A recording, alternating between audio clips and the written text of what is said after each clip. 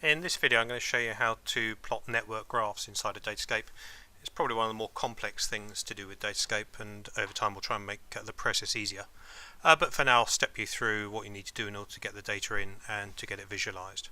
First of all, in terms of the data itself, I've got two files here. The first one is the nodes, each with an ID, a name, city, and a count of the number of links. And the second file is the link file, the edges, which basically has the IDs of the two nodes that each of the individual links connects. We could also have an extra field there, maybe showing how often each link is used. But the crucial thing is initially that we have this link file that shows the connections between the IDs which are shown in the node file, and that's the key thing to getting this to work.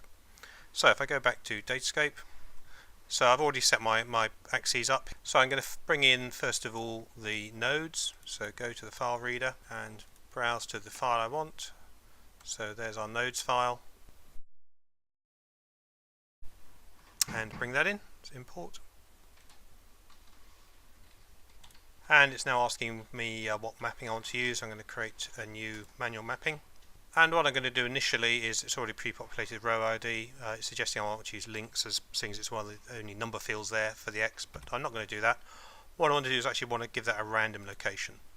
So if I click through to the wiki, here we've got the little function to do a random number generator. So copy that, drop back into Datascape, and I'm just going to paste that in. This gives me a value up and to plus or minus 500. I'm going to make this more like plus or minus 50, so I'm just going to reduce these values. And I'm going to do the same thing for Z. And we'll keep it plotted just in 2D in the y equals 0 plane for now.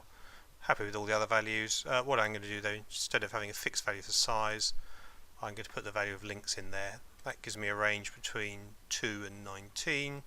Maybe a little bit big, so I'm just going to scale that down a bit, just divide by 2. Be careful, often make sure you put a .0 or 0.0 against each integer, otherwise SQLite can start converting everything to integer maths. Having done that, I'm now going to plot the data, and here I can see my data plotted, so if I just fly along to it. So we've got each of the points in a random location, and the size is dependent on how many links each one's terminated, and that was determined within that original database file. So what we want to do now is bring in our links. So click on the node file, and we've got three different sorts of lines within Datascape. We've got the guidelines, which are just lines down to each of the axes.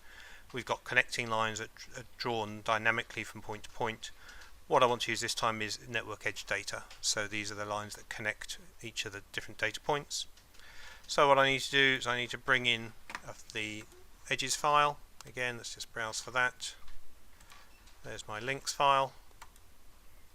Bring that in, just straight set of numbers.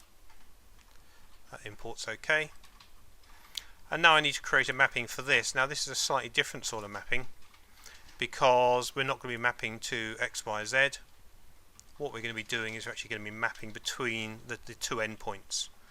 So for ID I'm going to use the row ID, but this is the crucial piece now. The A node is ID 1 from the database, and the B node, the other end of the line, is ID 2 from the database. So it's absolutely vital that the numbers which are represented by ID 1 and ID 2 correspond to the ID that we've used for the actual nodes themselves. I just change the color a bit, so rather than having red, let's choose something like Alice Blue, but otherwise we'll keep the values as they are. You see we've got the option here to control thickness, so if we had data that said how often this particular link was used, we could actually dynamically change the thickness based on that. So what I can now do is plot the data,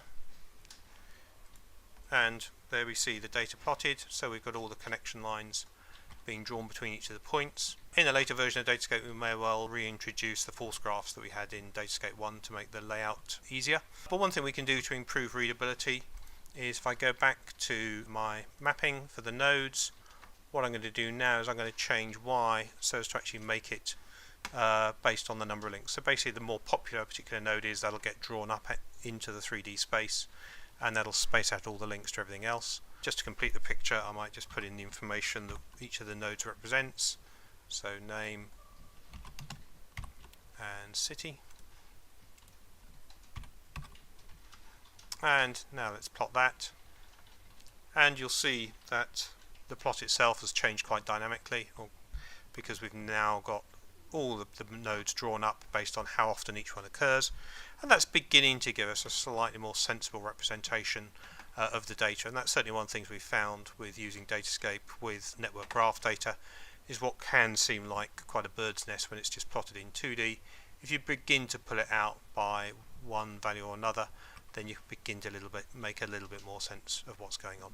If you want an example of the end results, by all means go and have a look at the video that shows the NSA cyber defense exercise data that shows network traffic, and that was produced in the same way using this sort of a network graph. Thank you.